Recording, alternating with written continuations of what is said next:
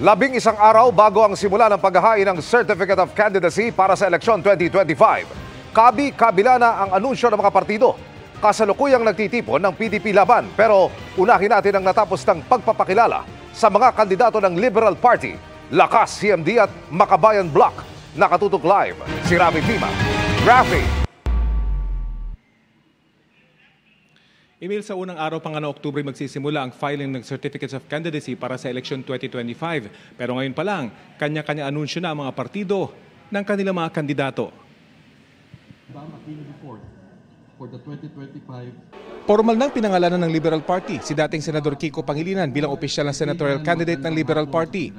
Dito rin inanunsyo ng LP na hindi natatakbo sa national position si dating Vice President Leni Robredo, nakakandidato raw bilang mayor ng Naga.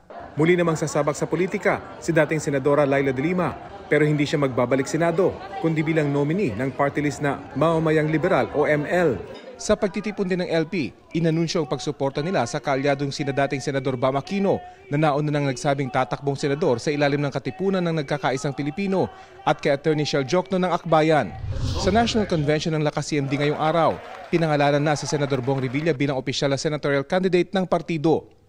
Nauna nang ipinakilala ng Makabayan Bloc ang 10 nilang senatorial candidates na sina Teddy Casino, Liza Masa, Arlene Brosas, Franz Castro, Jerome Adonis, Danilo Ramos, Mimi Doringo, Modi Floranda, Ronel Arambolo at Alin Andamo.